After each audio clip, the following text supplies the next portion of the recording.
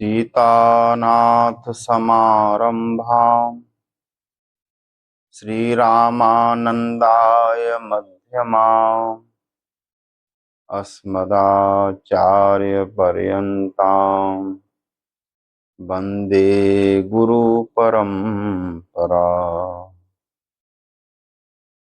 नीलाचलनिवासाय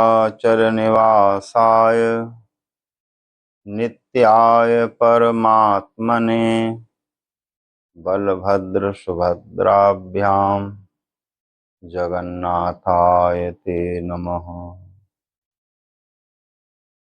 वाञ्छाकल्पतरुभ्यश्च कृपा सिन्धुभ्य एव च पतितानां पावनेभ्यो श्रीवैष्णवेभ्यो नमो नमः।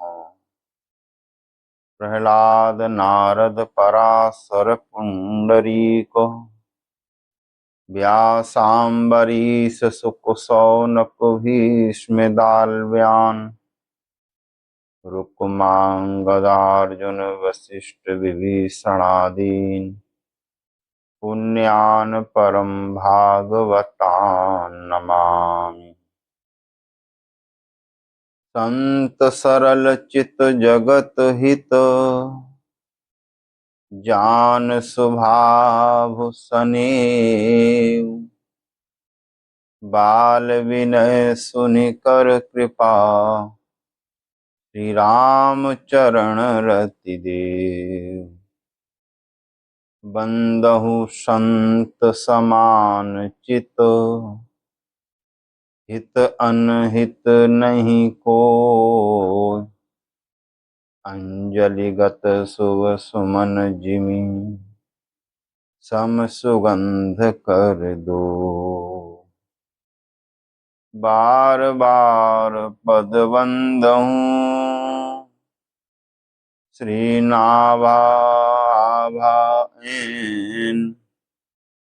जिन काढ़ो गावा वेद को भक्त माल रस दें।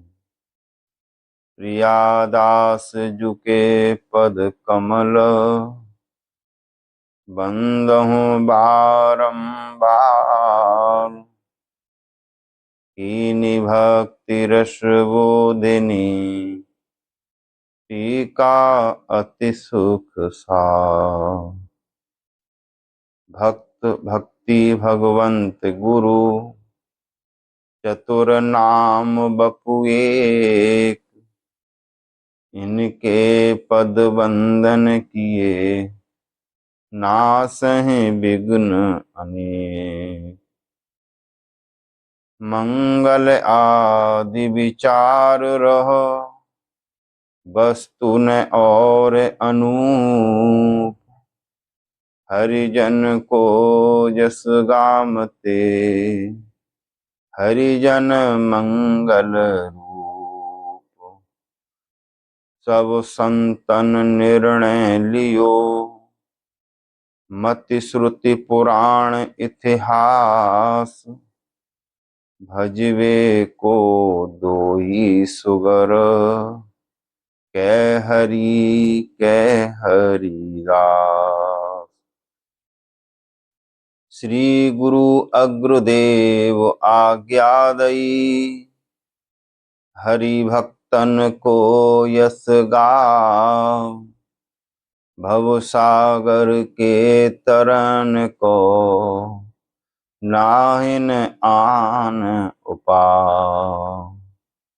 श्री हरिजू आय विराजिए कथा सुनो इतिहास तुम श्रोता यह माल के तब पद रज हम दास।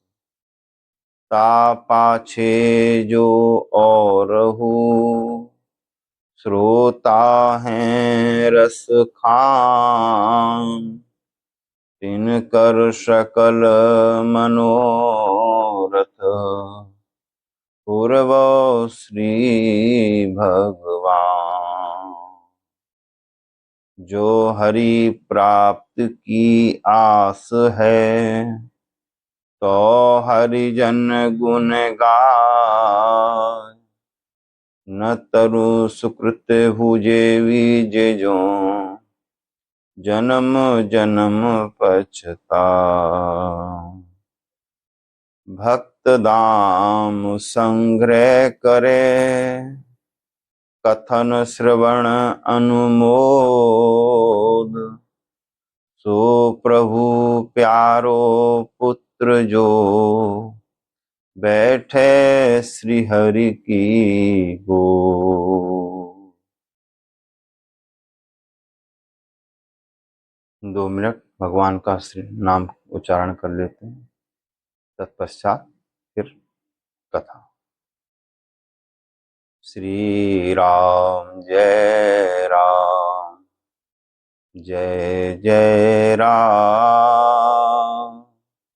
श्री राम जय राम, जय जय राम। श्री राम जय राम, जय जय राम। श्री राम जय राम, जय जय राम।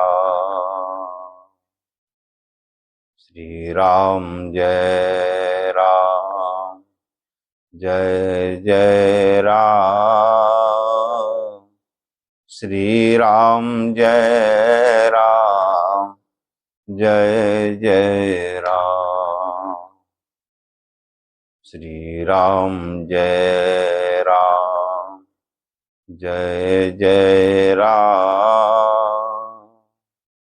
श्री राम जय राम, जय जय राम। श्री राम जय राम, जय जय राम। श्री राम जय राम, जय जय राम।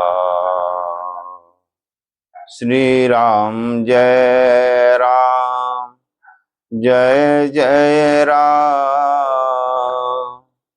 श्री राम जय राम, जय जय राम। श्री राम जय राम, जय जय राम। श्री राम जय राम, जय जय राम। श्री राम जय राम, जय जय राम। श्री राम जय राम, जय जय राम। श्री सीताराम नाम महाराज की जय। श्री अग्रदास जी महाराज की जय। श्री नावादास जी महाराज की जय। श्री प्रियादास जी महाराज की जय। श्री भक्तमाली श्री जगन्नाथ प्रसाद जी महाराज की जय। श्री भक्तमाली श्री दादा गुरुदेव भगवान की जय। श्री भक्तमाली पूज्य श्री मामा जी महाराज की जय। श्री सद्गुरुदेव भगवान की जय। श्री भक्तमाल सब परिकर की जय। श्री भक्तमाल जू की जय। सब संतन की जय, सब भक्तन की जय, सब विप्रन की जय। जय जय श्री सीताराम, जय जय श्री राधे श्याम।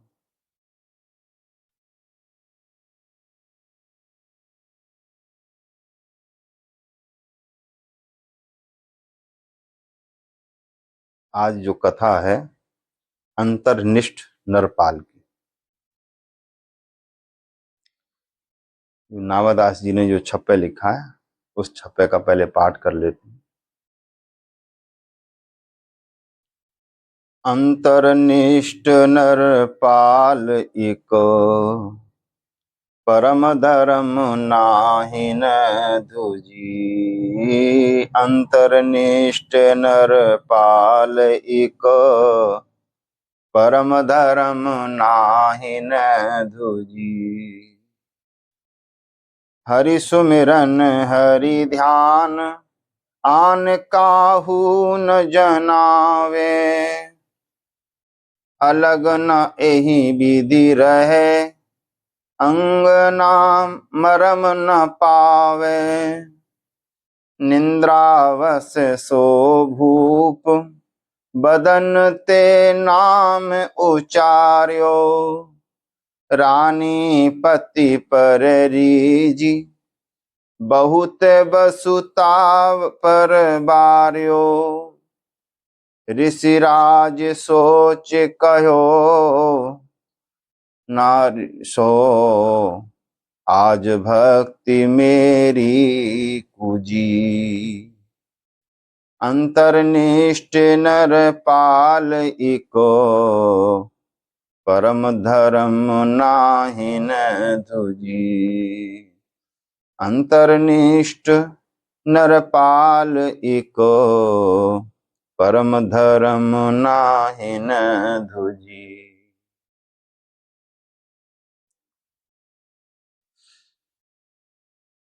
एक राजा अंतर्निष्ठ गुप्त भक्त थे।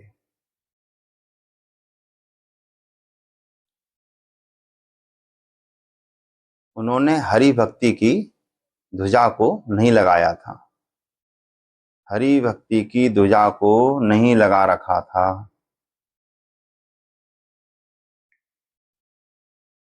कोई चिन्ह धारण नहीं किए थे।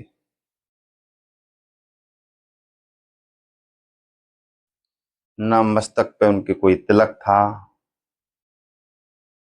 नई कंठी थी, किसी भी प्रकार का कोई भी चिन्ह नहीं था। अंतर्निष्ठ थे।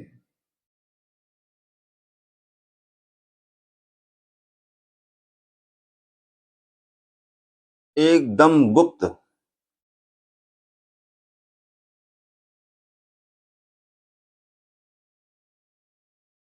उनको रानी ने कभी भी नाम लेते नहीं देखा, न किसी पूजा पाठ किसी तरीके से उनको कार्यरत देखा।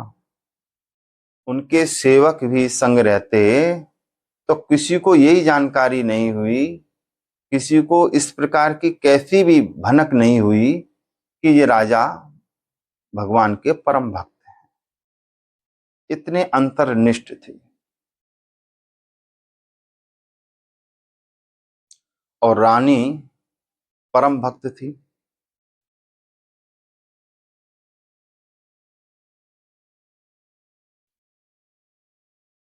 हमेशा नाम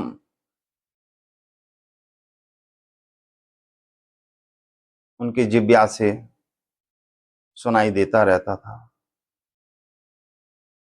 खूब कीर्तन करती।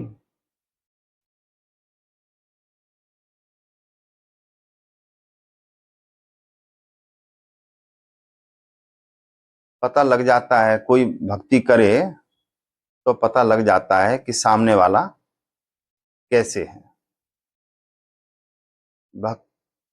भक्ति करने वाले का स्वरूप बता देता है। तो रानी इसी प्रकार की थी।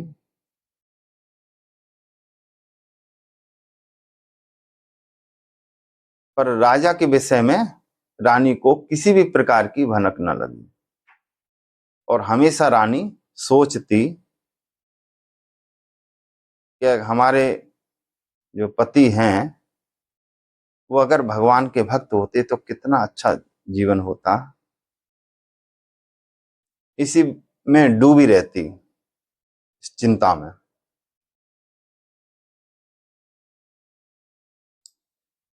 भगवान से भी प्रार्थना करती कि कभी ठाकुर जी हमारी प्रार्थना सुन लें और हमारे जो पति हैं वो भी आपकी भक्ति करें।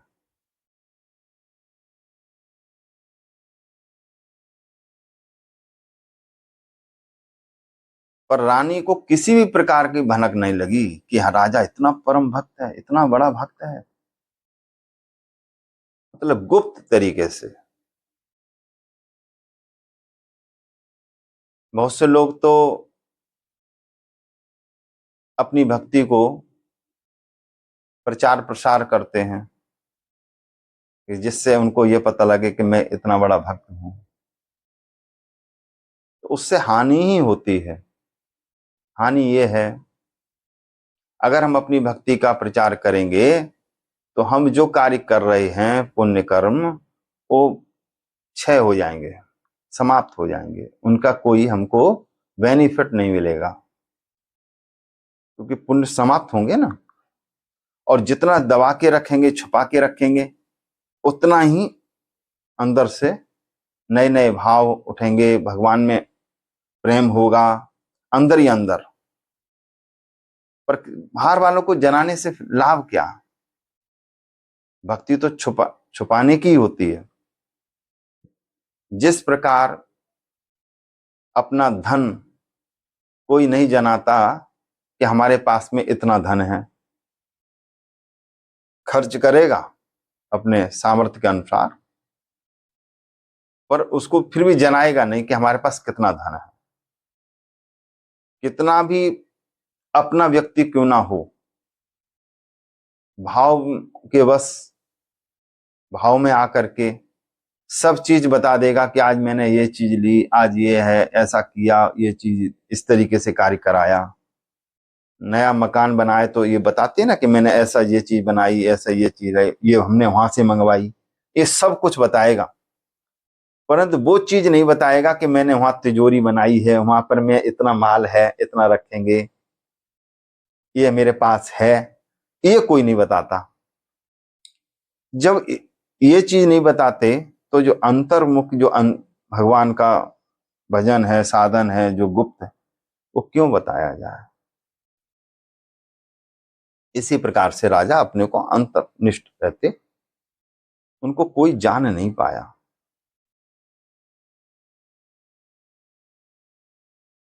जैसे स्त्री भक्त है, वैसे ही राजा भी भक्त हैं।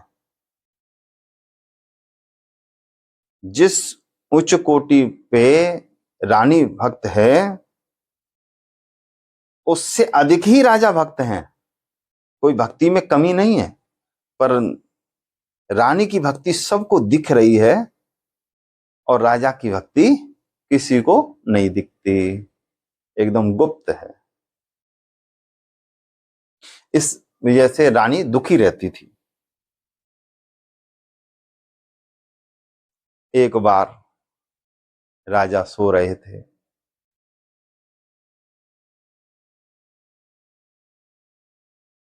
उनके श्रीमुख से हाय बिहारी निकला। जब शब्द निकला हाय बिहारी, रानी ने सुना, उठ के बैठ गई। अभी तक तो रानी सोच रही थी कि राजा जो हैं, हमारे जो पति हैं, वो भक्त नहीं है, अभक्त हैं। और अभक्त के मुख से हाय बिहारी कैसे निकल सकता है? नहीं। तब उनको पता लगा कि राजा तो परम भक्त हैं। हाय रे हाय, हमें तो इस बात का कतई भी जानकारी नहीं हो पाई, पता हम नहीं लगा पाए, जो कि मैं उनकी अर्धांगिनी हूं। और हमको ये मालूम नहीं हुआ कि राजा हमारे पति इतने बड़े भक्त हैं।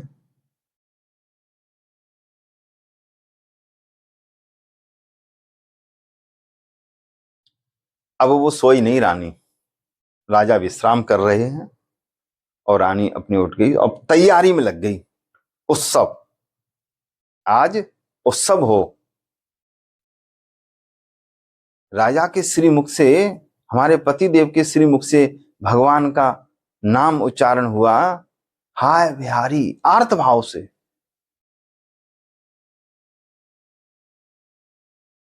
तो उन्होंने तैयारियां शुरू करवा दी।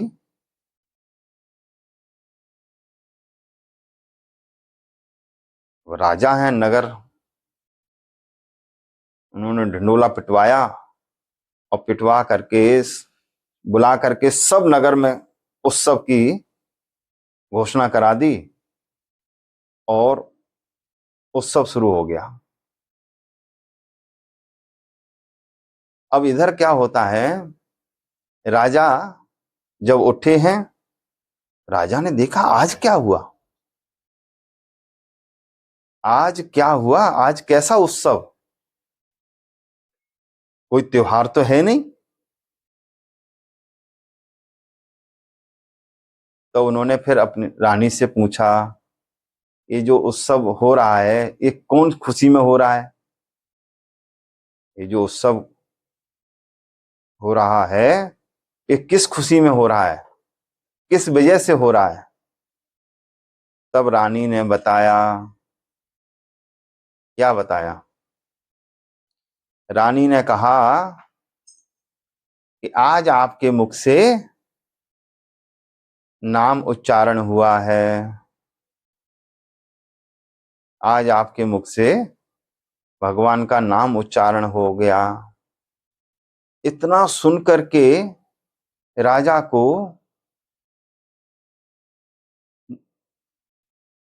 कि लगा कि आज तो मेरा सर्वस्व लुट गया, निकल गए, नाम निकल गया, नाम निकल गया, मुझे सब लुट गए, हम तो आज तो लुट गए। इतना सजो के रखा था, अब जब वो ही नहीं रहा, वो निकल गया, तो अब मैं प्राण रख करके क्या करूंगा, प्राण रख के क्या करूंगा, ऐसा सोच करके राजा पछाड़ खा करके और अपने शरीर का विसर्जन कर दिया, मतलब प्राण छोड़ दिया।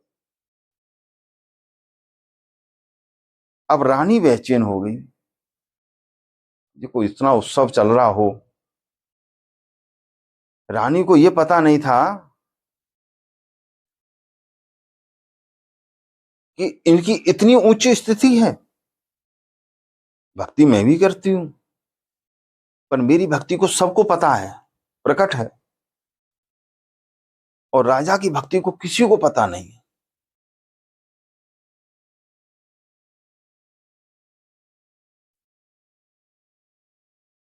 रानी ने सोचा अब जीवन रह करके हम ही क्या करेंगे, जीवन को रख के हम ही क्या करेंगे।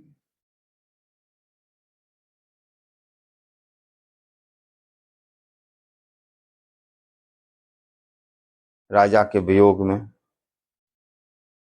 और रानी ने भी प्राण शरीर त्याग दिया।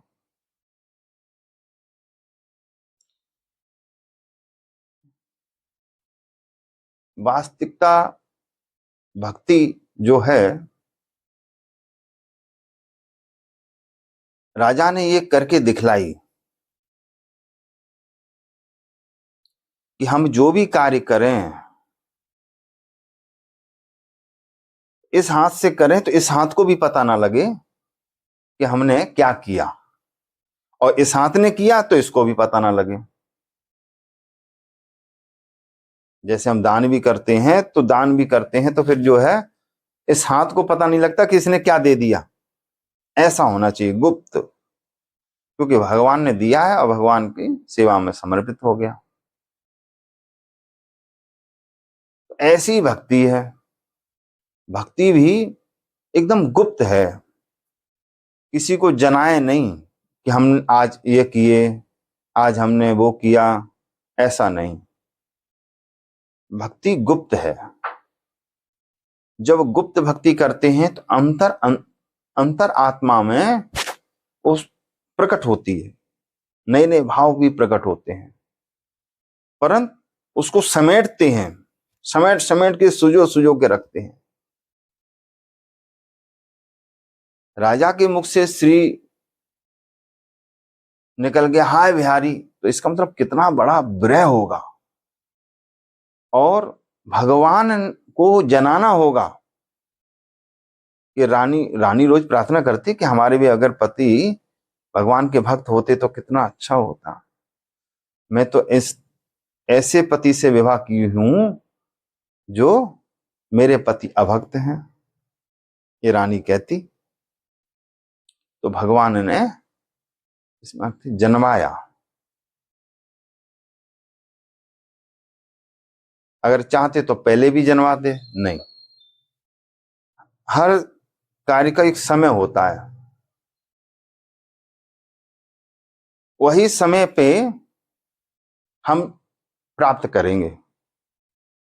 जब तक वो समय नहीं आएगा तब तक चलती रहेगी गाड़ी, चलती रहेगी, और समय आया तो प्राप्त हो जाएगा, जिसको बोलते हैं काल व्यय। मान के चलो अभी हमारी आयु 48 वर्ष है और प्राप्ति होनी 51 में, तो 3 वर्ष तक काल को व्यय कराएंगे, भगवान चलाएंगे, उसके बाद में हो जाएगा। अब हम बहुत जल्दी करेंगे, ऐसा करें, है ना। उत्साह तो होना चाहिए, लगन भी होना चाहिए। लगन नहीं होगा, उत्साह नहीं होगा तो वहां तक पहुंचेंगे कैसे, जितनी और जल्दी पहुंचेंगे। और प्रेम जो होगा, प्रेम उसको छुपा करके रखिए।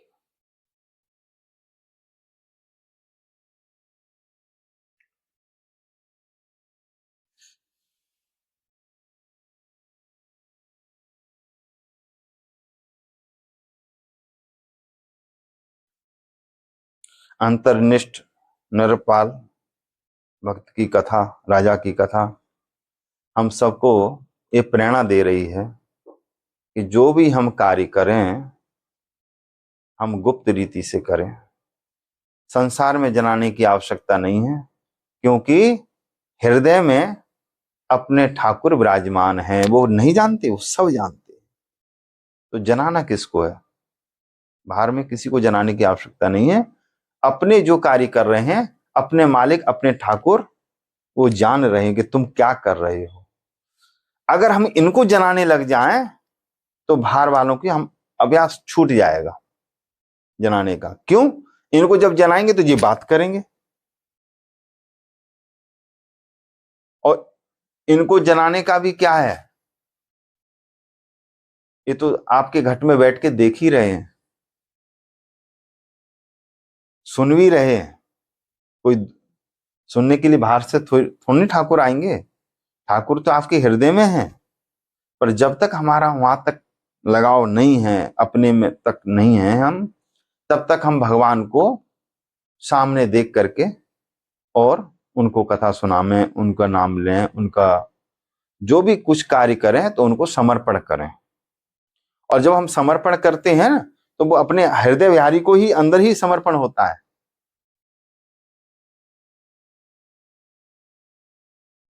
श्री अंतर्निष्ठ राजा नरपति की जय। जय जय श्री सीताराम।